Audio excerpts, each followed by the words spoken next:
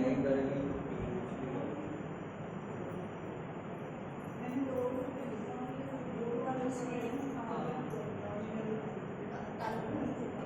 कितने बजे का टाइम?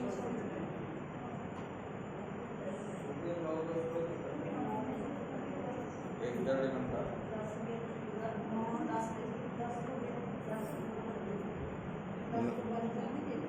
नहीं, आपको स्टेशन पे पहुंच जाना। मैं जाएंगे 2 बजे। 2 बजे? 10 से 12।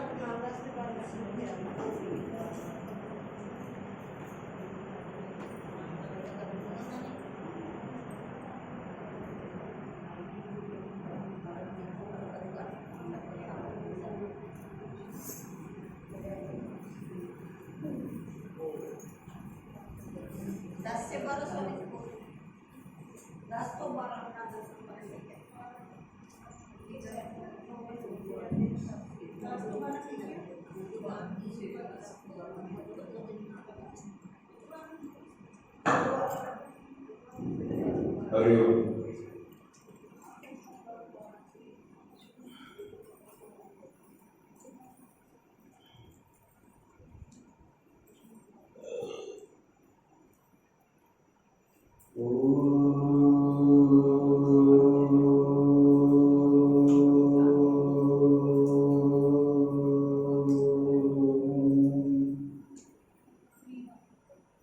सन्नो मित्रः सन्वरुणः सन्नो भगवद्वर्यमा सन्नो इन्द्रो बृहस्पतिः सन्नो विष्णुरुक्रमः नमो ब्रह्मणे नमस्ते वायो त्वमेव प्रत्यक्षं ब्रह्मासि त्वामेव प्रत्यक्षं ब्रह्म वदिष्यामि ऋतं वदिष्यामि सत्यं वदिष्यामि तन्मामवतु तद्वक्तारमवतु मामवक्तारम्।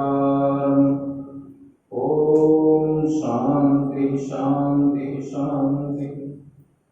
शङ्करं शङ्कराचार्यं केशवं बादरायणं सूत्रभाष्यकृतो वन्दे भगवन्तौ पुनः पुनः। ईश्वरो गुरुरात्मेति मूर्तिभेदविभागिने व्योमवद्व्याप्तदेहाय दक्षिणामूर्तये नमः। गुरुर्ब्रह्मा गुरुर्विष्णु गुरुर्देवो महेश्वरः गुरुः साक्षात् परं ब्रह्म तस्मै श्री गुरवे नमः। शान्ताकारं भुजगशयनं पद्मनाभं सुरेशं विश्वाधारं गगनसदृशं मेघवर्णं शुभांगं लक्ष्मीकान्तं कमलनयनं योगीर्विज्ञानगम्यं वन्दे विष्णुं भवभयहरं सर्वलोकैकनाथं। नारायणं नमस्कृत्य नरं चैव नरोत्तमं देवीं सरस्वतीं व्यासं ततो जयमुदीरये।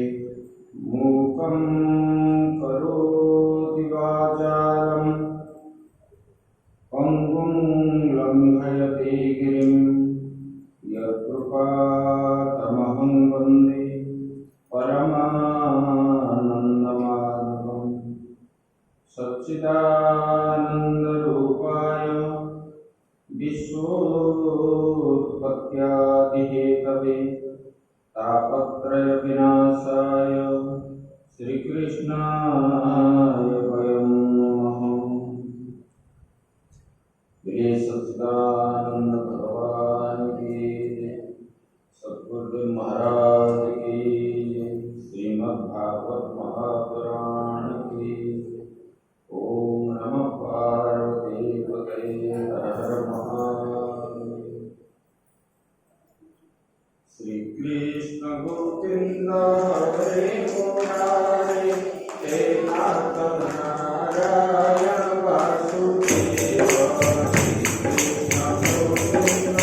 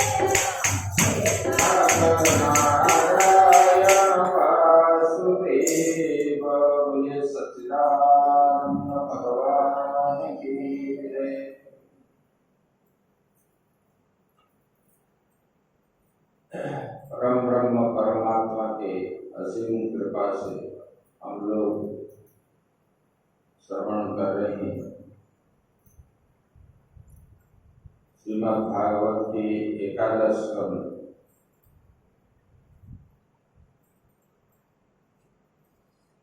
भगवान कल जो है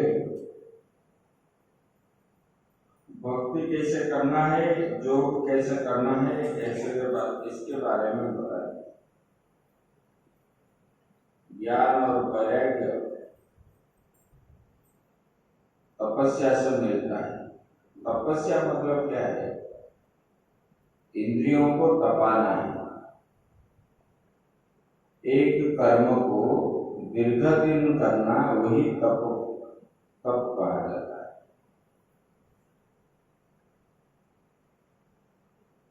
उससे क्या होता है ना, धीरे धीरे कामनाओं का नाश होता है। बाह्य इच्छा जो है, भगवान के प्रति मन जब लग जाता है, ना खाने को, ना पीने को, ना पहनने को, ये सब मन जो बहिर्मुख होता है ना, सुंदरता ढूंढता है, ये अच्छा है, ये बुरा है, ये सब चीज धीरे धीरे मिट जाता है। ये मिटता है तो मन भगवान में लगे। जब तक ये है, भगवान में मन नहीं लगेगा। ऐसे भी लगेगा तो थोड़ी समय, नित्य निरंतर नहीं रहेगा। इसलिए इसको बजाय रखने के लिए ये सब है। बोले कि ये सब सुनने पर भी लोग जो है भोग में लग जाते हैं। इसलिए भगवान ने बताया ना गीता में, मया वैश्य मनो ये मन, बोले कि मुझे में आवेश हो जाओ।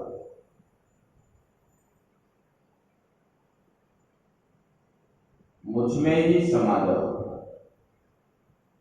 तो मन जो है कहाँ मानता है? मन क्या मानता है? मन मानता है कि अच्छा घर मिल जाए रहने के लिए, सोने के लिए अच्छा नरम नरम गद्दी मिल जाए, खाने के लिए अच्छा अच्छा स्वादिष्ट भोजन मिले। ये तो मन की भावना है। तो मन जहां जहां जाता है, जीव वो करता है। तो जानता है ये गलत है, फिर भी वो करता रहता है। बोले कि इस चीज को छोड़ने के लिए चाहता है, कभी छोड़ नहीं पाता है। इसमें कैसे छोड़ोगे? बोले कि उसी में अपने को ज्ञान लगाना चाहिए। वास्तव में ये अपने लिए अच्छा है या बुरा है। जैसे कि आप बाजार में जाते हो सब्जी खरीदने के लिए, तो वहां जो पचा सड़ा है उसको निकाल करके अच्छा अच्छा सब्जी छान के लाते हो ना, जैसे है तैसे ले आते, ऐसे तो नहीं लाते। ऐसे अपने जीवन के लिए जो अच्छा है उसको छांटना पड़ेगा। यहाँ जो अपने के लिए हितकारक है।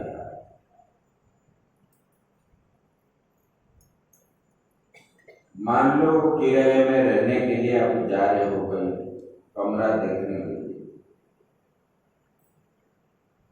तो कहीं देखने पर जब जाते हो, वहां बिल्डिंग आपको एक टूटा फूटा घर है,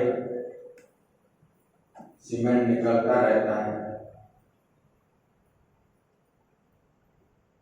और दूसरा जो है बढ़िया सुंदर है, नया है और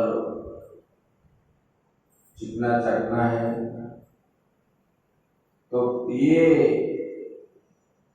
टूटा फूटा मकान को छोड़ करके नए में पसंद करते हो, नए में चले जाते हो और उसको भूल जाते हो।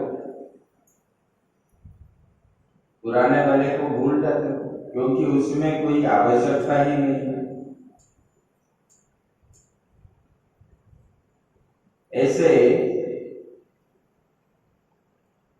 यहाँ पर भी जो अपने के लिए अच्छा है, ठीक है, उसी को चिंतन करना चाहिए।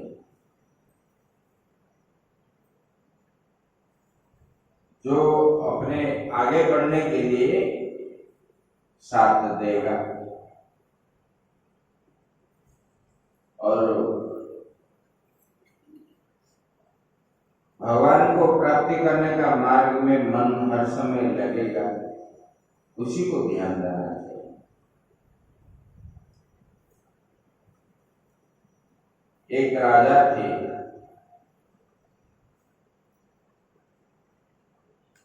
कर्नाटक में। कर्नाटक और आपका यहाँ और हरियाणा जैसा है, ऐसे है महाराष्ट्र और कर्नाटक के बीच। तो महाराष्ट्र से उन्होंने शादी की। शादी किए तो जब कर्नाटक गए, वो राज परिवार वाले जो है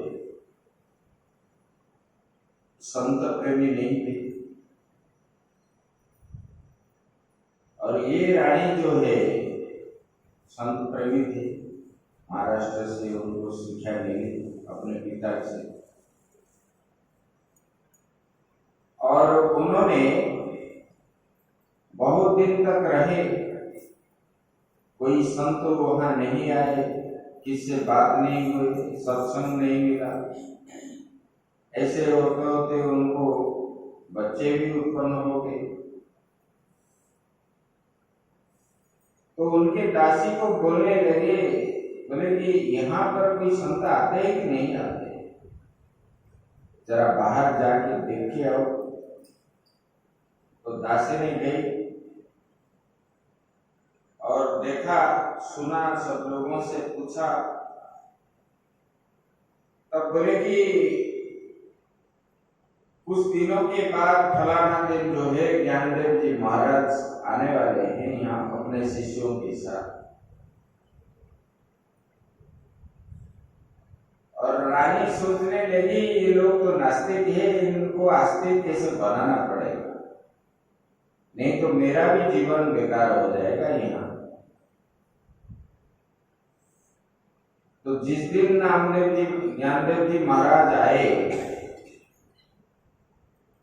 वो जानवी की आ गए, खबर पता लगाकर उन्होंने अपने बच्चे को विष पिला दी और वो मर गया। मरने के बाद सब रोने लगे, महल अड़ोस पड़ोस वाले भी रोने लगे। और जब रोने लगे तब जो है रानी भी रोने लगी। तब राजा ने बहुत जोर से रो रहे, और लोग बोले क्या होगा, अभी तो बच्चा था, मर गया, इनको संस्कार करवा देंगे। तो रानी बोली कि इनका भी एक उपचार है। बोले क्या है? बोले कि अगर कोई संत मिल जाए और संत के स्पर्श से ये ठीक हो जाएगा। बोले कि संत कहाँ मिले? संत कैसे होते हैं वो लोग, उनको मालूम नहीं था। तब रानी ने सब बताया, और दासी ने बताया कि बोले कि आज तो संत आए हुए हैं इस राज्य में। बोले कहाँ पर? और बोले तो उन्होंने पता बता दिया। तब जो राजा गए उनको लाने के लिए, खुद पैदल गए, और जाकर के दासी जैसे जैसे बोली, वो ऐसे रोते रोते करने लगे। और राजा ने दासी ने बताया तो उन्होंने साष्टांग प्रणिपात हुआ ज्ञानदेव जी के चरणों में। और ज्ञानदेव जी सोचने लगे कि संतों को देखने से तो ऐसे लोग रोते हैं, ये भी ऐसे रोता होगा, उनको उठाए। और राजा ने बोले कि भगवान हमारे घर आपको निमंत्रण है, रोते रोते। तो बोले ठीक है, हम चलते। तब राजा के पीछे पीछे ज्ञानदेव जी आए और उनका जैसे आए, रानी ने उनको स्वागत सत्कार किया, उनका पैर धोया, उच्च आसन पर बैठाया और प्रणाम भी की, सब लोग करने लगे। और ज्ञानदेव जी को लेकर के दिखाया बच्चे का हालत। उन्होंने जब देखे तो बोले कि इनको तो किसने विष पिला दी। बोले कि ठीक है, कोई बात नहीं। तब उन्होंने चरणामृत निकाल करके बच्चे को जब पिला दिए तो बच्चा खड़े हो गए, जैसे था वैसे ही। तब जो है पूरे राज परिवार सब ज्ञानदेव जी के भक्त बन गए। इसका मतलब है एक सत्संगी जो होता है वो सबको सत्संगी बना देता है, वो स्वार्थ नहीं देखता। भगवान की भरोसा करके उन्होंने अपने बच्चे को विष पिला दिया। भगवान तो बोलते हैं मेरा मान टले लेकिन मेरे भक्त का मान ना टले। भगवान यही ध्यान रखते हैं। तो रानी के मान रक्षा करने के लिए भगवान ने स्वयं जो है नामदेव ज्ञानदेव के रूप में प्रकट हो गए।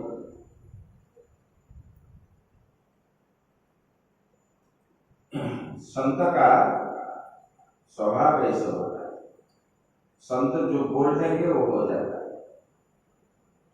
क्योंकि तब का फल है। दीर्घ दिन ये जो है करते करते करते करते वही उनका तपस्या बन जाता है। 1-2 दिन, 1 साल, 2 साल में नहीं होता है। 12 साल से ऊर्ध्व लगातार करते करते ये अभ्यास बन जाता है। हम 5-6 दिन कर लेंगे और बोलेंगे कि हमारा तो कुछ नहीं हो रहा है, ये तो भी होगा। धीरे धीरे धीरे धीरे अभ्यास के माध्यम से, अभ्यास करते करते करते मन में वैराग्य आ जाएगा और वैराग्य होने पर ही सब कुछ प्राप्त होता है। हम अभ्यास नहीं करेंगे तो वैराग्य मन में नहीं होगा।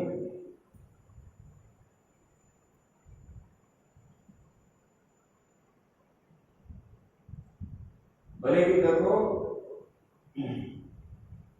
लोग अपने मन में जो परलोक की कामना करके बहुत दान इत्यादि करते हैं, इंद्रियों का उपासना करते हैं और सोचते हैं हमको स्वर्ग मिल जाए, बड़े बड़े भोग मिले।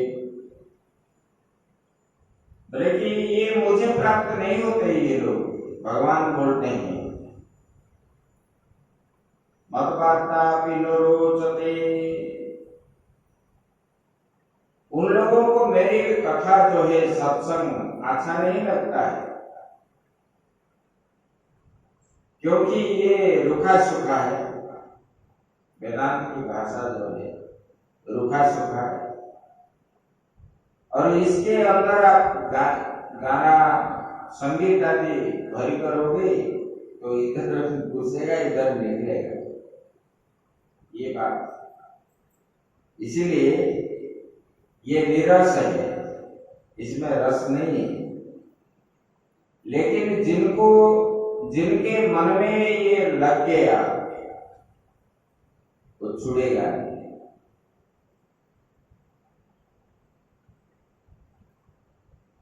एक गांव है, वहां पर लोग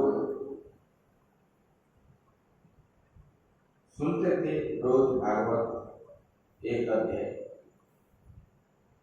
और यही बात ही सुनते थे। एक कार्यक्रम हुआ तो एक संतों को बुलाए थे और उनको बोले सत्संग के लिए। बोले तो वो लोग सुने नहीं। बोले कि हमने, बोले क्यों उठ के चले जाते हो? बोले कि स्वामी जी ये अच्छा नहीं लगता है। बोले क्यों? ना, ये तो इधर उधर की बात बताते रहते हैं, जो चीज बताना चाहिए वो नहीं बताते। इसमें जो तात्विक आता है, तात्विक चीज, शरीर के संबंध जो है वही शरीर तत्व है। इससे बढ़कर के और अच्छा चीज संसार में कुछ है ही नहीं। देखो, वेद में भी जो ज्ञान कांड है ये शरीर के बारे में ही बताया गया है। आत्मा क्या है, शरीर क्या है, और जीव संसार में कैसे भटकता है और उनको क्या फल मिलता है। जब आत्मा का संग करता है तब उसका फल कैसे प्राप्त होता है, यही चीज वेद में है। वेद मतलब क्या है? वेद का अर्थ होता है ज्ञान, वही प्रकृष्ट ज्ञान है। आत्मा के बारे में जानना, अपने बारे में जानना, यही प्रकृष्ट ज्ञान है। दूसरे के बारे में आप जानोगे तो क्या करोगे? यही बताते। बोले कि मत वार्ता भी न रोचते। बोले कि मेरी कथा वार्ता जो है, भगवान बताते हैं, ये उद्धव, जो लोग विषयी है और जाग यज्ञ करने वाले हैं, इसलिए करते हैं ना परलोक जब जाएंगे हमको जो है सुख सुविधा आदि प्राप्त होगी।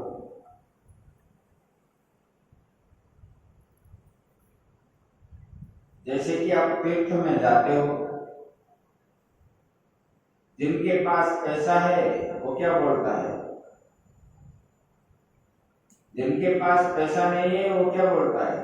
हाँ, जैसे तैसे रह जाएंगे। और जिनके पास भगवान का भक्ति है वो भी बोलेगा, कहीं भी लेट जाएंगे, कहीं भी बैठ जाएंगे, कहीं भी खा लेंगे। लेकिन पैसा वाले लोग क्या बोलते हैं? अरे यहाँ तो एसी नहीं है, यहाँ कंबल नहीं है। एक बार बंबई में रहने वाले लोग 2020 में प्रयाग में कुंभ चल रहा था, महाकुंभ, उसी में आए। बोले कि स्वामी जी हम लोग कुंभ में पूरा रहेंगे 1 महीना। पैसे वाले लोग बोले कि भाई आप लोग आओगे, ये टेंट में कैसे रहोगे? ना, हम रह जाएंगे। बोले कि वहां कुछ मिलेगा ही नहीं आपको, और बारिश भी होती है उस समय। बोले कि हाँ, हम सहन कर लेंगे। और आए रहने के लिए। जैसे ही 2 दिन रहे, तीसरे दिन भागने लगे। टेंट में रहना, टारपुलिन के नीचे, और धान से कटा हुआ पुआल डालेंगे, उसके ऊपर दरी बिछाएंगे, उसके ऊपर सोना है। ये लोग कहाँ सोएंगे? और 7 बजे 8 बजे 10 बजे जागेंगे, ब्रह्म मुहूर्त में नहीं उठेंगे, वहां तो घंटी लगेगा तो उठना पड़ता है। ये सब क्या है ना, मन का खेल है। इसलिए भगवान ने बता रहे हैं बोले कि ये मन ही ये सब करता है, इसलिए ये लोगों को भोग भोगने का इच्छा है मन के माध्यम से। तो इनको भगवान की कथा रुचि नहीं है। रुचि किसमें है? विषय में है, क्योंकि इनका बुद्धि वृत्ति आदि जो है विषयाकार बन गया। कैसे खाएंगे, कैसे पिएंगे, कैसे पहनेंगे, कैसे स्टाइल में रहेंगे, ये सब जो है मन का विकार, इनका विकारी विषय का विषयाकार वृत्ति उनका बन गया। बोले कि वे तो बोले कि पुष्पिता वाणी में विक्षिप्त मना हो रहे हैं और अत्यंत स्तब्ध है।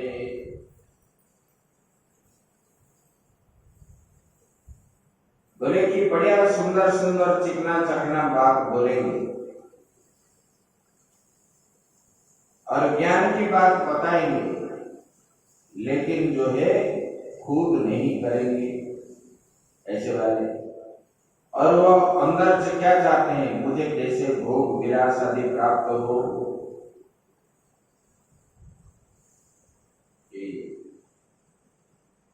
बोले कि वेद का अभिप्राय क्या है?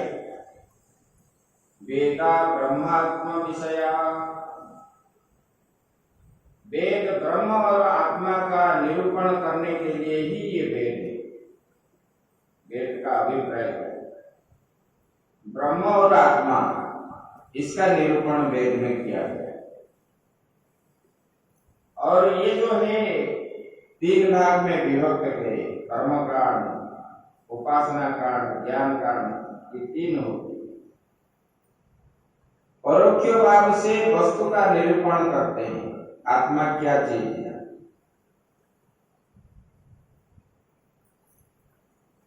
वही निरूपण पहले करते हैं, उनको समझना बहुत कठिन है। ये कठिन होने के कारण लोग जो है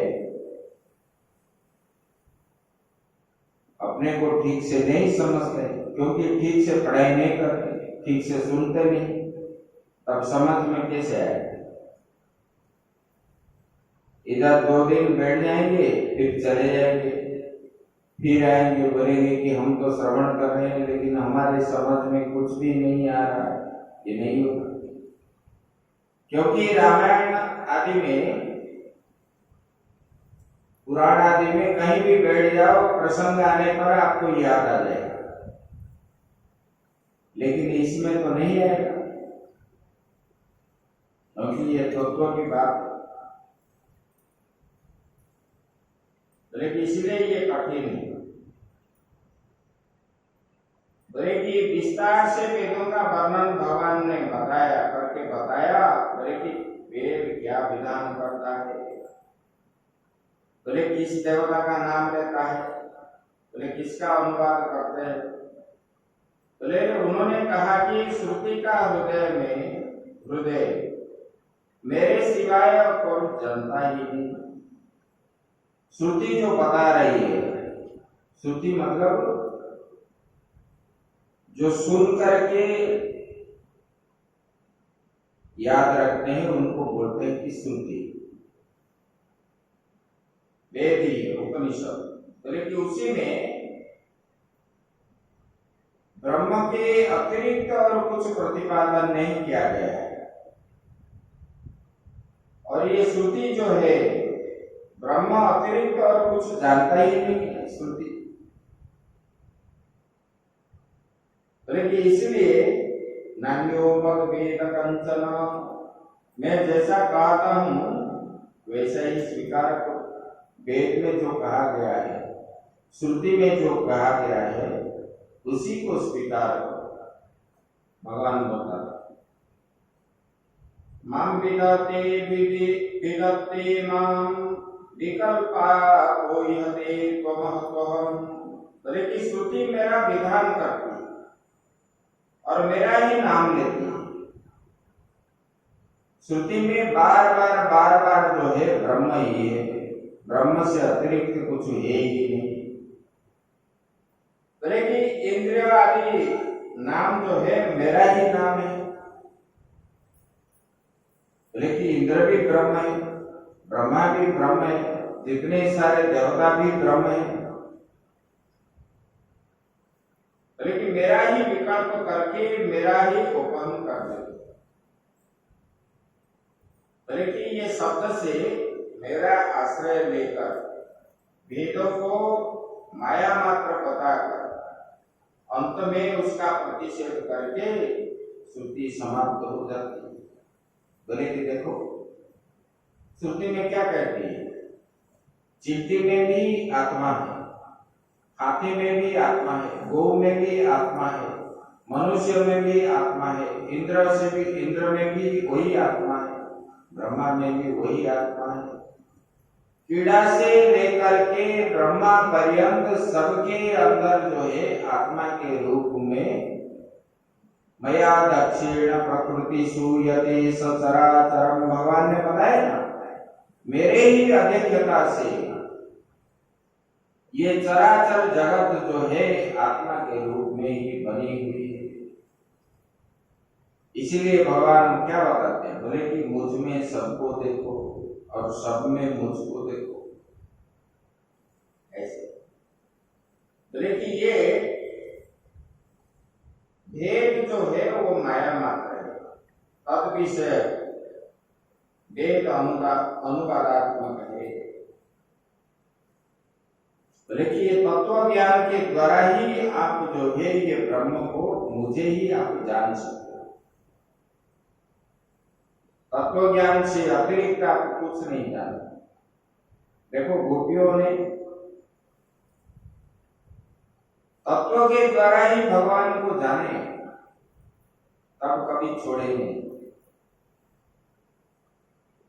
पुराण आप सुनोगे, भगवान के प्रति आपका तो श्रद्धा होगी, लेकिन पूजन आदि करोगे, कीर्तन करोगे, लेकिन पूरा ज्ञान न होने के कारण आपको जो है घर के प्रति आपका मन उधर ही जाता है, संसार के प्रति।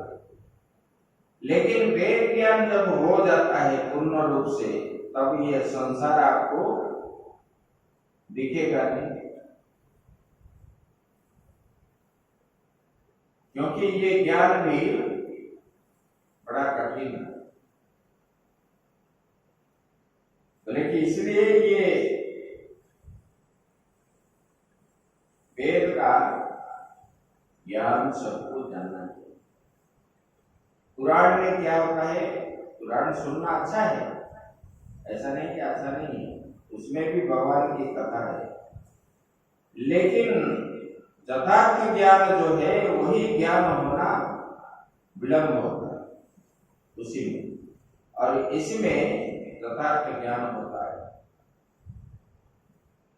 नित्य सुनते सुनते सुनते सुनते ही ये बनता है, एक दो दिन में नहीं होता है, दीर्घ दिन तक सुनना चाहिए। उसके बाद बता रहे हैं कि बोले कि देखो, बोले कि तत्वों की संख्या बता रहे हैं, कुछ बता रहे हैं कि 28, कुछ कहते हैं 26, कुछ कहते हैं 25। इस प्रकार भिन्न भिन्न संख्या भिन्न भिन्न मत में आता है। भगवान ने कहा, बोले कि देखो उद्धव जी, इसमें शंका करने की आवश्यकता नहीं है। विद्वान जो बताते हैं, संत या ब्राह्मण, और सब जो है समझने की प्रक्रिया अलग अलग, अपने अपने पक्षों को सिद्ध करते हैं वो लोग। बोले कि शास्त्रार्थ भी कहता है, कहते हैं हमारा पक्ष ठीक है, तुम्हारा गलत है। बोले कि ऐसा नहीं,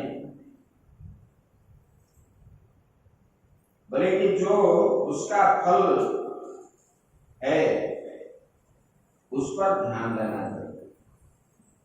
कितनी संख्या है, क्या है, ये इसको ध्यान नहीं देना है, उसका फल क्या है। बोले कि तत्व की संख्या 28 बताने वाले पक्ष कैसे होते हैं, 26 बताने वाला कैसा है, 25 बताने वाला कैसा है। बोले कि सभी पक्षों में प्रक्रिया जो है समझा है, और यह भी बता दिया कि इनमें कहीं भी गुण दोष की दृष्टि नहीं करना चाहिए, इसके प्रति दोष दृष्टि नहीं देखना है, लेकिन उसको समझना चाहिए। वो ऐसे बता रहे, वो ऐसे बता रहे, आप ऐसे बता रहे, ऐसा नहीं देखना है, दोष दृष्टि नहीं देखना है। उसी में वास्तव में चीज क्या है उसको समझना चाहिए। सर्वं न्यायं युक्तिस्मत्वा विदुषं कमशोभनम। बोले कि भगवान कहते हैं सब पक्ष ठीक है, तब लगता है कि उसके हृदय में कितने शांति हो इसकी। फिर उद्धव जी ने पूछा कि महाराज प्रकृति, पुरुष, जड़, चेतन ये सब पृथक पृथक भाव वाले, प्रकृति जो है और पुरुष जो है, जड़ है, चेतन है, ये सब। लेकिन प्रकृति में आत्मा और आत्मा में प्रकृति दिखने में आती है, लेकिन उसको इसका विवेक ठीक नहीं होता। इसलिए आप मेरा जो है यही संशय आप दूर कीजिए। जब ये प्रश्न पूछे भगवान ने बताया, बोले कि ये उद्धव जी, प्रकृति मतलब तीनों गुणों का समाहार को हम प्रकृति बोलते हैं, सत्व रज तम। लेकिन प्रकृति और पुरुष को दृष्टा एवं दृश्य समझो। बोले कि एक विषय है और दूसरा जो है विषय है, एक अनित्य है और दूसरा नित्य है। प्रकृति जो है अनित्य है, वो रहेगा नहीं, वो विलीन हो जाता है, लेकिन आत्मा नित्य है। बोले कि एक जड़ है, प्रकृति जड़ है और आत्मा क्या है, चेतन है। एक संगी है, दूसरा जो है असंग है। प्रकृति संग करता है विषयों का, लेकिन आत्मा कभी संग नहीं करता। बोले कि जो असंग है वही परमात्मा है, बाकी सब जो है 2 नंबर के। आत्मा को छोड़ करके जितने सारे चीजें सब संग करने वाले हैं और सब नाश होने वाले। इसलिए सबको अनित्य ही समझो, आत्मा ही सत्य है। कि असल में दृष्टा दृश्य का विवेक किए बिना, दृष्टा को दृश्य से पृथक किए बिना उसको परमात्मा के रूप में जाना भी कैसे सकेंगे। लेकिन ये प्रकृति जो है ये आध्यात्मिक, आदि दैविक आदि रूपों में प्रकट होती है। जैसे कि मनुष्य के नेत्र में, नेत्र को लीजिए, भले कि उसमें उसे अध्यात्म बोलते हैं, क्योंकि शरीर के भीतर है इसलिए वो अध्यात्म है। बाहर जो रूप आंख के द्वारा आप देखते हो, भले कि वो आदि दैविक है, अधिभूत है उसका नाम, भले कि वही पंचभूत में दिखाई पड़ रहा है। लेकिन अपने शरीर में जो दिखता है वही आध्यात्म है, और जो बाहर हमको दिखता है वो पंचभूत, पंचमहाभूत से बना हुआ है। ऐसे आत्मा परिज्ञानमयो विवादो यस्ति नास्ति विदार्थनिष्ठः। बोले कि आत्मा में अस्ति और नास्तिक का कोई भेद नहीं चलता। आत्मा जो है, आत्मा में कोई भेद नहीं है।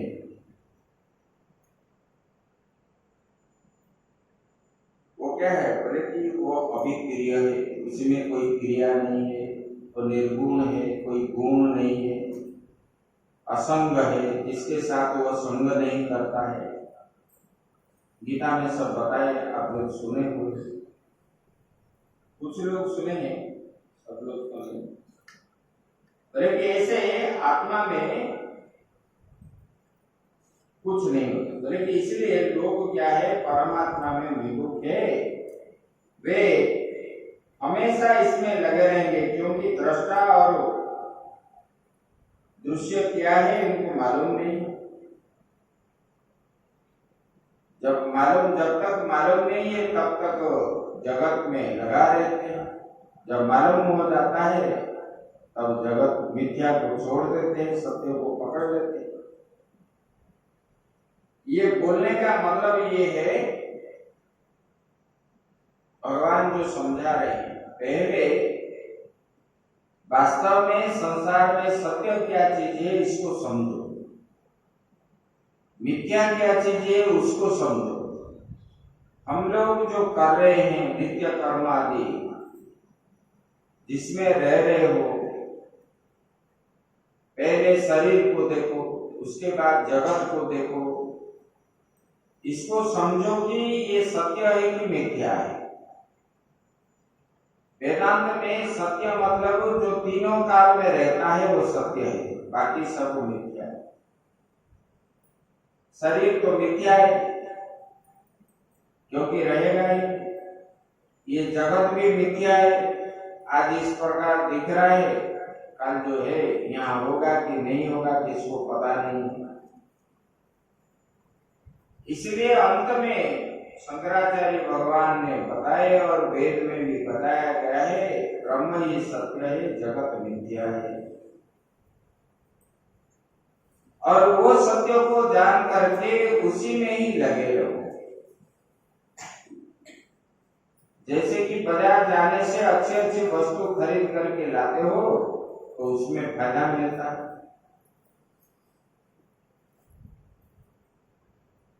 टेस्ट भी लग रहा है, विटामिन भी मिल रहा है, सब कुछ प्राप्त होता है। जीने के लिए जो जो चीज चाहिए उससे मिलता है।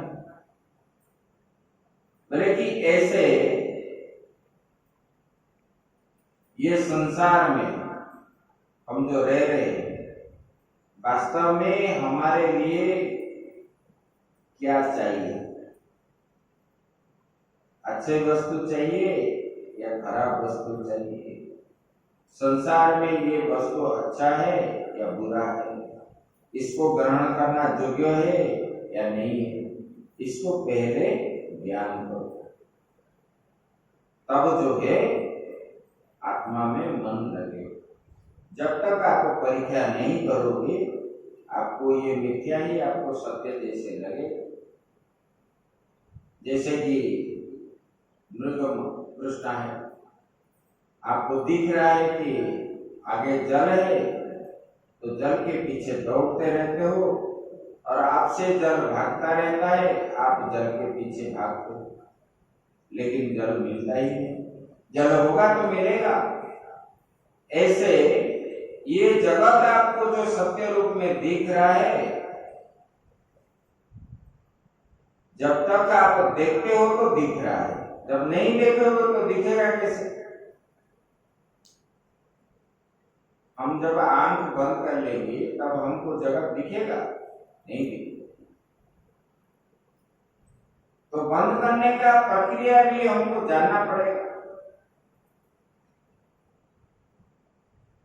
लेकिन इस विषय में जानने के लिए, जैसे कि बीमार हुआ तो डॉक्टर के पास जब जाते हैं, डॉक्टर परीक्षा निरीक्षा करके देखते हैं और बताते हैं कि ये फलाना रोग है, ये रोग है, वो रोग है, बता देते हैं। ऐसे ये संसार के रोगों को जानने के लिए त्याग, वैराग्य, ज्ञानी युक्त गुरु के पास जब जाओगे तब ये ज्ञान मिलेगा। और उनको जो है जानने से मिल नहीं जाएगा ऐसा नहीं है। ये तो खरीदा हुआ वस्तु नहीं कि पैसा दे दिए, खरीद लिए, खा लिए और रोग मुक्त हो गए, ऐसा तो नहीं। इनको अभ्यास करना पड़ेगा। सुनने के बाद बार बार बार बार जो है इनका अभ्यास हमको करना पड़ेगा। क्या करना है, क्या नहीं करना है, कैसे रहना है, कैसे चलना है, कैसे सीखना है, कैसे बैठना है, ये सब ज्ञान जो है। एक बार क्या हुआ, कोई एक वयोज्येष्ठ व्यक्ति आया और सत्संग चल रहा था, महात्मा के सामने कुर्सी के ऊपर बैठ गया, पैरों के ऊपर पैर देखा और महात्मा जी बड़े विरक्त संत थे और डांटने लगे। जब डांटने लगे बोले कि अरे मुझे इतना उम्र हो गया, हमको बैठना नहीं आता है, महात्मा जी बोल रहे। तो जिसको ये ज्ञान नहीं है उसको कैसे होगा? फिर महात्मा जी बताए तब समझ। गुरु के पास बैठना है तो गुरु के सामने पैर दिखना नहीं चाहिए। बड़े लोगों के पास जब बैठते हैं, इसलिए चरण छुपा के बैठते हैं। ये संस्कार है। ये सब कैसे सीखेंगे? ये गुरु के पास जब जाते हैं, वो कैसे चलना चाहिए, कैसे बैठना चाहिए, कैसे खाना चाहिए, तब जो है धीरे धीरे मन जो है, देखो इसके ऊपर भी प्रभाव मन का पड़ता है।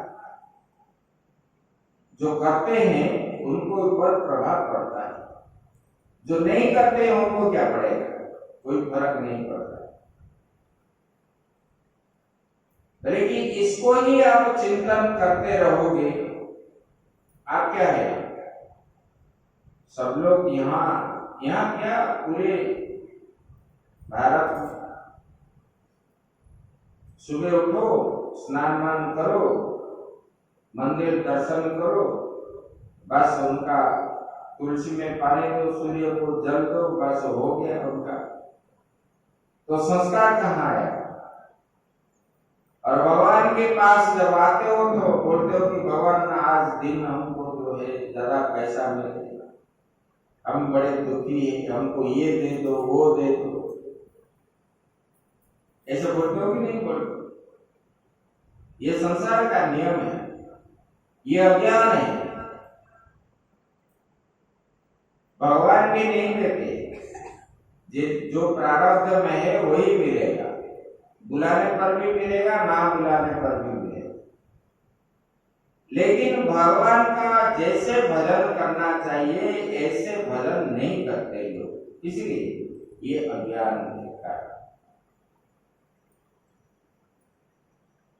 नित्य हमारा मन भगवान में तो है, लेकिन जैसे होना चाहिए ऐसे नहीं है। अगर नहीं होता तो आप रोज मंदिर क्यों आते? इसका मतलब है आपके अंदर छुपी हुई है, लेकिन वो खुलता नहीं है। बोले खुलेगा कैसे? जब ये सब सुनोगे, जब कार्य में लगोगे, आपके पास चावल है, आटा है, तो भोजन बनेगा कैसे?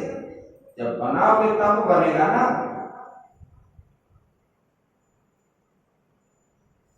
ऐसे ही हम लोग अंदर है, इसलिए हम आते हैं, और जो आते हैं ये आना जो है हमारा बेकार बनता है। बोले कि आने के बाद जो है फिर भगवान के पास हमको कैसे कार्य करना चाहिए ये हमको मालूम नहीं। सुबह उठ करके स्नान आदि करके ब्रह्म मुहूर्त में हमको जो है कुछ जाप करना चाहिए। भगवान का चिंतन आंख बंद करके 10 मिनट हो, 5 मिनट हो, 15 मिनट हो, उसको करना चाहिए। देखो इसमें बहुत सारे बीमारियां हमारा खत्म हो जाता है और हमारा मन जो चंचल होता है, आप देखो अपने आप देखो, रोज आप 5 मिनट 10 मिनट ऐसे बढ़ाते बढ़ाते 1 महीने के अंदर आपको मालूम होगा आपका पहले जब नहीं करते थे मन का प्रभाव कैसे था, अभी आपका प्रभाव कैसा है। 1 महीने के बाद मन में भी स्थिर आ जाएगा और मन जहां आप लेके जाओगे, जैसे रखोगे, जैसे कि वस्तु लेकर के रख दिए तो वहीं पर वस्तु रह रहा है, ऐसे मन भी आपका बन जाएगा। और जैसे आप बैठोगे ये ऐसे अभ्यास हो जाएगा, मन और संसार की ओर नहीं भागेगा, आपका मन जो है भगवान का अंदर ही आप दर्शन करोगे कुछ दिनों के बाद। और ये नित्य करते करते जाओगे, जाप बढ़ाते जाओगे और ध्यान भी बढ़ाते जाओगे, देखो मन में अपने आप वैराग्य आ जाएगा और आपको उसी समय मालूम होगा कुछ दिनों के बाद, अरे मैंने बहुत गलत कर्म किया, पहले क्यों नहीं किया, अभी तक हम कितने आगे बढ़ते। ऐसे आप सोचो।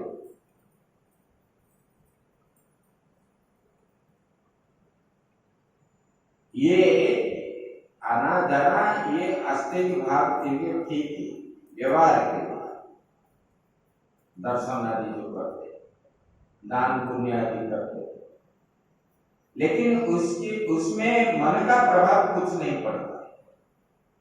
मन जैसा है वैसे ही है।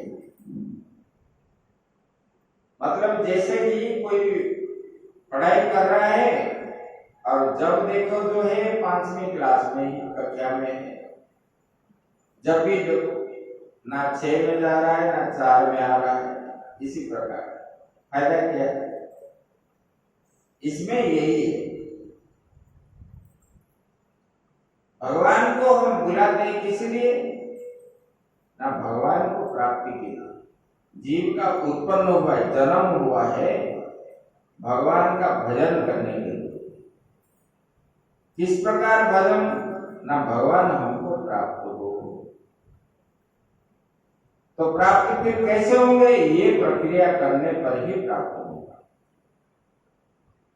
ये जाने आने हालो हाय करने से प्राप्ति नहीं होगी, ऐसे ही रह जाते हैं।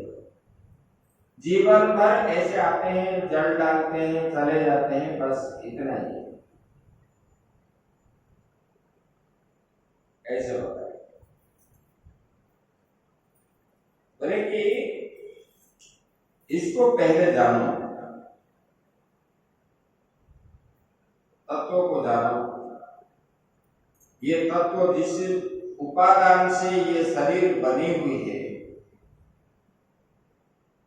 ये सब में आत्मा रहने पर ही वो सब क्रियाशील है। आत्मा नहीं रहने पर क्रियाशील नहीं है। जैसे पंखा घूम रही है, एसी चल रही है, जब तक बिजली है तो ये अपना अपना काम कर रहे हैं। बिजली नहीं होने पर काम करते हैं? नहीं करते। ऐसे अपने अंदर जो जिस तत्व से ये शरीर बना हुआ है, रूप रस गंध स्पर्श और जो है ज्ञानेन्द्रिय कर्मेंद्रिय आदि, ये सब आत्मा रहने पर ही ये लोग जो है काम करते हैं। जब तक आत्मा है शरीर में, तब आप देख सकते हो, बोल सकते हो, खा सकते हो, सूंघ सकते हो, जा सकते हो, ये सब कर सकते हो। जब आत्मा नहीं, तब होता है क्या? नहीं होता। इसलिए हमको जो संचालन करता है, कौन करता है? आत्मा ही कर रहा है। वो आत्मा किस विषय है? वस्तु क्या है? वो कौन है, क्या है, इसको जानो। भगवान बोलते हैं ये तत्वों को जानने से आपको फायदा नहीं है। ये तत्वों को संचालन करने वाला पंखा घूम रहा है, हम देख रहे हैं, लेकिन ये पंखा कैसे घूम रहा है, किसने घुमा रहा है? जो घुमा रहा है वो कैसे घुमा रहा है? हाथ से घुमा रहा है कि पैरों से घुमा रहा है, कैसे घुमा रहा है? इसको भी चिंतन हो, तब जाके ये प्रकृष्ट ज्ञान। हम ये जो सब कर रहे हैं, किसके वजह से हम कर रहे हैं? देख रहे हैं, सुन रहे हैं, इसको कभी हम सोचे नहीं, कभी चिंतन नहीं किया। ज्ञान तो है, सब जानते हैं। जब इसको आप जान जाओगे तब आपके मन में न राग है न द्वेष है, कुछ भी नहीं होगा। जब नहीं जानते हो तब जो है ये संसार में लोग लगा रहते हैं, अरे मेरा तो ये खा लिया, ये ले लिया, ऐसा हो गया, तैसा हो गया। अरे तुम कहां से लाए थे? ये बात ही। और बोले कि सुखदेव जी महाराज कहते हैं, बोले कि परीक्षित जब उद्धव जी ने कहा कि भगवान, उद्धव जी ने कहा बड़ा मुश्किल है, क्योंकि सबकी जो है अपनी अपनी प्रकृति होती है और प्रकृति पर विजय प्राप्त करना कठिन होता है। यहाँ प्रकृति मतलब स्वभाव है। स्वभाव को परिवर्तन करना बड़ा कठिन होता है। अपना स्वभाव में कोई गुस्सा करता है, वो छोड़ नहीं पाता। किसको कोई आदत है, वो छोड़ नहीं पाता। भगवान को पूछ रहे कि भगवान ये जो है कैसे छोड़ा जाएगा? बोले कि बाहर स्पत्या सबई मात्रम साधुर्वै दुर्जने हृदये दुरुक्तैर्भिन्नमात्मानं यः समादातुमीश्वरः। बोले कि देखो, बोले कि सबैन अत्र साधु यः दुर्जनैरेति दुरुक्तैर्भिन्नम आत्मानं। बोले कि साधु कौन है? साधु किसको बोलते हैं पता है? बोले कि दुर्जन से जो गाली गुलज सुन करके चुपचाप रहते हैं वही साधु है। चोला पहनने से साधु नहीं है। किसने गाली दिया बस चुपचाप चले वही साधु है। क्षमता नहीं, उसको प्रतिरोध करने के लिए शक्ति नहीं, चुपचाप चला गया, ऐसा नहीं है। वो जो है भगवान के ऊपर आश्रय करके वो चल पड़ा, बस भगवान की इच्छा ऐसा मानकर। ये हमारा प्रारब्ध है। साधु क्या सोचता है? आज जब भोजन नहीं मिलता है तो सब लोग भोजन एक दिन नहीं करने पर कितना दुखी होते। कम से कम दिन में 1000-2000 बार बोलते रहोगे आज मैंने तो भोजन नहीं किया, आज मैंने भोजन नहीं किया। बोलते हो कि नहीं बोलते हो? लेकिन भोजन के लिए बोलते हो। जिस दिन भजन नहीं किया उस दिन बोलते हो मैंने आज भजन नहीं किया। लेकिन साधु जिस दिन भोजन नहीं करते हैं वो क्या बोलते हैं, आज हमारे प्रारब्ध में नहीं है, हम किसी का किसी जन्म में भोजन इसका छीन लिए थे, इसलिए हमको आज नहीं मिला, ऐसे साधु बोलते। बोले कि दुर्जन से गाली गुलज सुनने पर भी जो चुपचाप रहते हैं वही वास्तविक साधु है।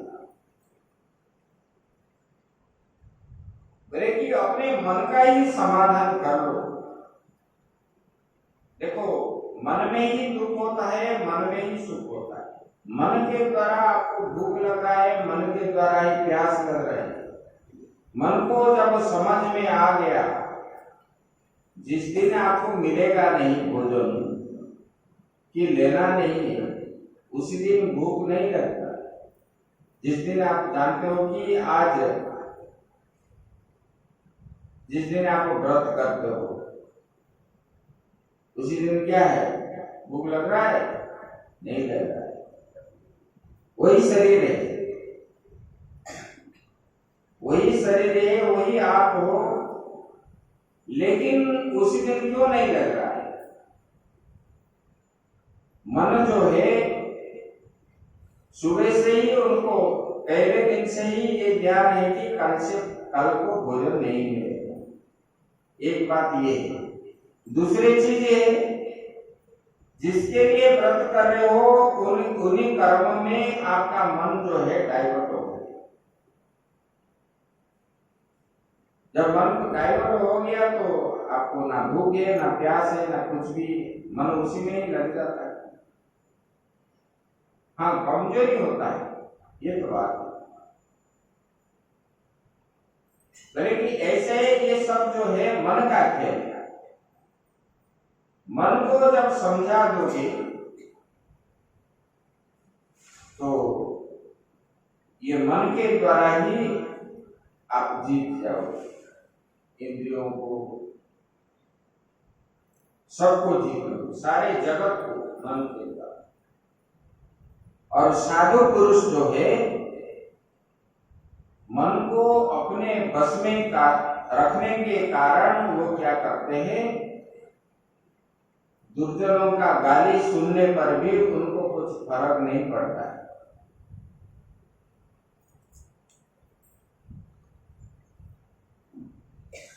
संत जो होते हैं ऐसे, उत्तरकाशी में एक संत थे, उनको थायराइड हुआ, उनके पास शुगर भी था और हर समय लेटे ही रहते थे। और वो स्वामी जी बड़े वेदांती थे और लेटे ही रहते थे, हर समय चिंतन ही करते थे। उनके एक दो मित्र भी थे,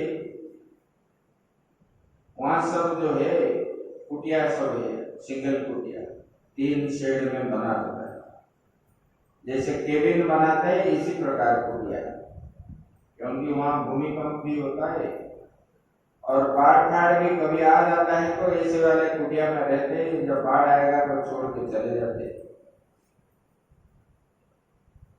और पढ़ाई दे करके अंदर रहते। और स्वामी जी को उनके मित्र ने पूछ रहे बोले कि कहाँ गए आपके ब्रह्म, अभी तो लेटे हुए।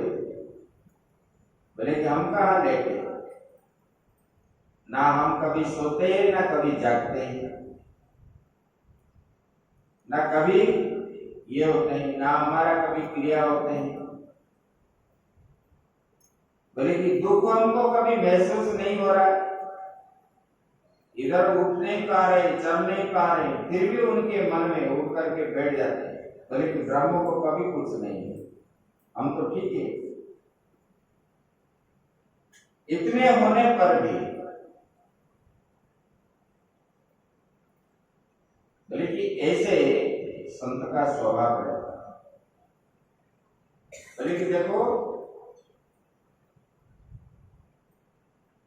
बोले कि अब आप जैसे विद्वान लोग प्रमाण है, इसलिए विचार करें कैसा आपको होना चाहिए। न तथा तप्यते विद्रोह पुमान बाणैः। बोले कि बाण से इतना चोट नहीं लगता है, इसको आप एक थापड़ मार लोगे तो उनके मन में इतना दुख नहीं होगा। बोले कि जितने दुख आप वाणी के द्वारा उनको पहुंचाओगे, बाण के द्वारा इतना चोट उनको नहीं लगेगी। किसी को लगता है? वाणी के द्वारा जब बोल करके गाली देते हो जो दुख होता है उसी में, इसको पिटाई करने पर इतना दुख नहीं होता। बोले कि इसके संबंध में एक इतिहास है। बोले कि मालव देश में एक पंडित ब्राह्मण था और बड़ा धनी था उनका, और कृपण भी था। किसके प्रति उनका विश्वास नहीं था। उनका विदेश में जहाज आदि चलता था उसी समय, नौकर चाकर सब थे, अपने पत्नी पुत्र किसी के प्रति उनका विश्वास नहीं था, और हर समय सबको संदेह रूप में देखता था, और ज्यादा धन भी था, कोई दे लेगा कोई कुछ कर लेगा, ऐसे उनके मन में इस भावना। एक बार क्या हुआ, नौकर चाकर और जो है अपने परिवार के लोग एक साथ बात किए, उनका संपत्ति सब चोरी कर दिया, और विदेश में जो चल रहा था जहाज आदि वो कितना डूब गया, कुछ हो गया ऐसे, तब बड़ा दुखी हो गया। और उनके पास जितना पैसा था पूरे धीरे धीरे धीरे धीरे खत्म हो गया। जब खत्म हो गया तब परिवार वाले उनको छोड़ करके चले गए, नौकर चाकर कोई रहे नहीं। देखो, वृक्ष में जब तक पत्ता है तब तक पक्षी निवास करेंगे, पत्ता शून्य हो जाने पर और पक्षी पास नहीं करेंगे। ऐसे जब तक आपके पास धन दौलत आदि है, पुत्र भी है, बहू भी है, बेटी भी है, सब लोग आपको पूछेंगे। पैसा नहीं है तो कोई नहीं पूछेंगे। ये संसार का खेल है। बोले कि वो पंडित को सब लोग छोड़ के चले गए और भोजन नहीं मिला, पैसा भी खत्म हो गया। उनके मन में आया, मैंने तो ब्राह्मण शरीर को धारण किया, भगवान ने मनुष्य जन्म दिए, दुर्लभो मानुष्य देहम, बोले कि ये दुर्लभ से मनुष्य शरीर प्राप्त होता है, और उसी में भी ब्राह्मण शरीर प्राप्त करना भी दुर्लभ है। और ब्राह्मण होकर के वेदाध्ययन आदि ना करना, ये भी जो है दुर्लभ होता है, कोई कोई करते हैं। बोले कि ऐसे मुझे ब्राह्मण शरीर मिला है और मैंने भगवान का भजन ध्यान करना चाहिए, लेकिन मैंने ये सब ना करके ये धन संपत्ति विषय में आसक्ति हो करके इतना कर्म किया, मेरा जीवन जो है बेकार हो गया। बोले कि ना, अभी मैं भगवान का भजन करूंगा, अभी जितना दिन है इतना दिन कम से कम करूंगा, जो होगा देखा जाएगा।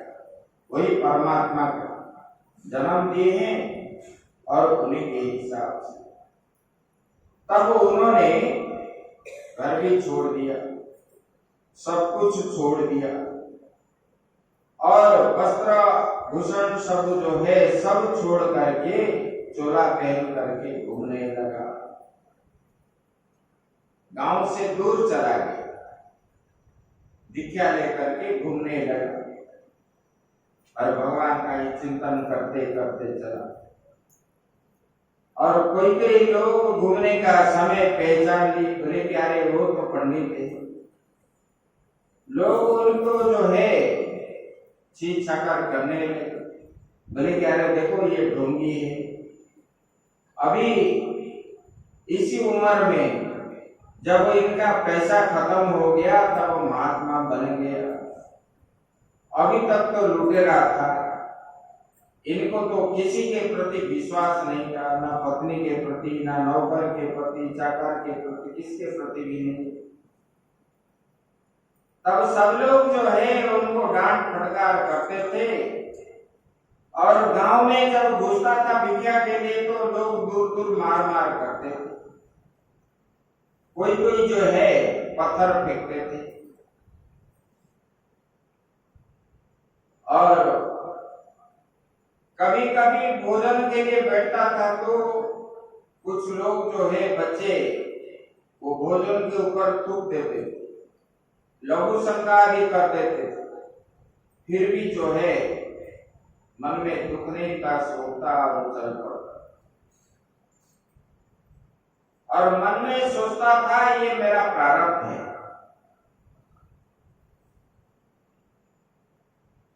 बोले कि ये सहन करते करते करते करते दीर्घ दिन के बाद उनको जो है प्रकृष्ट ज्ञान उनको हो गया।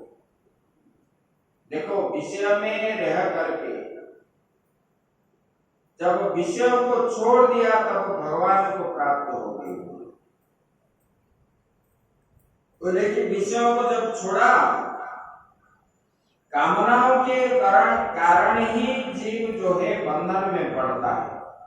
जब आपके मन में कामना होता है, वासना होता है, इच्छाएं होते हैं, तब आपको बंधन में पड़ते हो। जब आपके मन में कामना वासना कुछ नहीं है, बंधन कहाँ है? बंधन नहीं है। जब आपके मन में कामना वासना है, मुझे ये प्राप्त हो, वो प्राप्त है, वो प्राप्त हो जाएगा, तब आप बंधन में फंस जाते हो।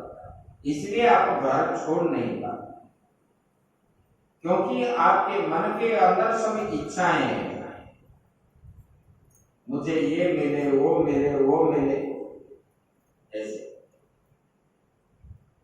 बोले कि दान, स्वधर्म, जप, नियम जितने साधन है वे मन का बस करने के लिए। दान करना है, दान करने से मन पवित्र होता है और जिस चीज को दान करोगे धन शुद्ध बनता है। जैसे कि टंकी में जल स्टॉक रहता है तो गंध मारता है और जाना आना होता है तो वह शुद्ध बनता है। ऐसे धन भी दान करने से वो धन शुद्ध बनता है। स्वधर्म है, अपना धर्म क्या है? क्या है आपका धर्म? सुबह जागना है, भोजन करना है, स्नान शौच आदि करना है, बस टीवी सीरियल देखना है, ये धर्म है। ये धर्म नहीं है। जीव का धर्म है बल्कि सुबह से लेके शाम तक भगवान का चिंतन करना इनका धर्म है, स्वधर्म। भगवान के लिए ही हम कर्म करें, ऐसा। और जप का पालन करें, नित्य जाप करें गुरु मंत्र का, और जो है अपने इंद्रियों को अपने बस में करके रखे। ये सब साधन किस लिए है? बोले कि मन को अपने बस में करने के। मन अगर बस में नहीं हुआ तब भगवान कभी भी आपको नहीं मिलेंगे। त्याग वैराग्य कभी भी नहीं है। तो मन को जो है पहले अपने बस में करना चाहिए। परो ही योग मनस समाधि, बल्कि सबसे बड़ा योग क्या है? मन को समाहित करना, एकाग्रता करना, वही योग है। मन को ऐसे दफना दो जैसे कि वो मर गया अथवा है ही नहीं, ऐसे। बल्कि ये सब साधना के द्वारा मन का ये होता है। बल्कि संसार में मित्रता ना करो, उदासीन हो जाओ। उदासीन मतलब ना किससे मिलना है ना जुड़ना है, किसको आशा रखना है कुछ नहीं। बल्कि ये देह तो केवल मन का खेल है।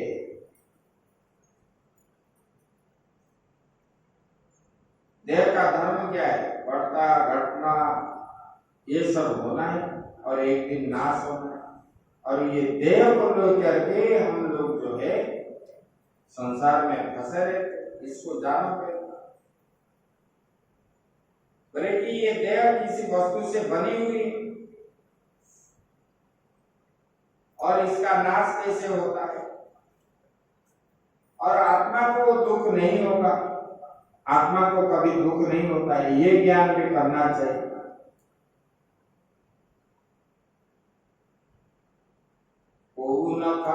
उसका दुख करदाता, निज कृत कर्म भोग सुनु भ्राता। भगवान राम जी लक्ष्मण को बोल रहे, बोले कि ये सुख दुख किससे नहीं मिलता है? निजकृत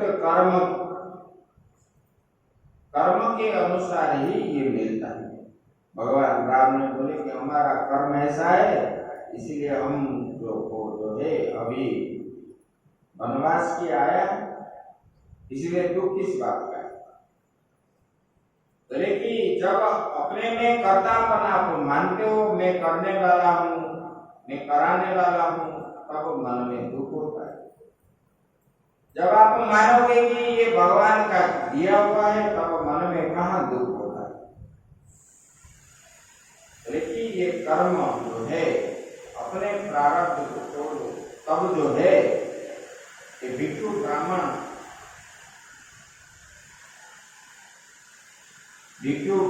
जो है इनके मन में दुख नहीं हुआ। इसलिए नहीं हुआ ना, उन्होंने सोचने लगा कि ये हमारा प्रारब्ध है।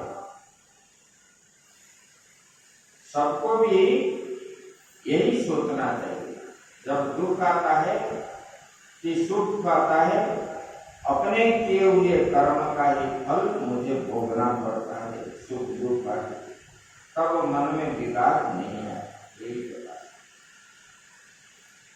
सुख दुख देने वाला कोई दूसरा कोई नहीं है, अपना भ्रांति के द्वारा, मन के द्वारा ही ये सुख दुख आदि होता है।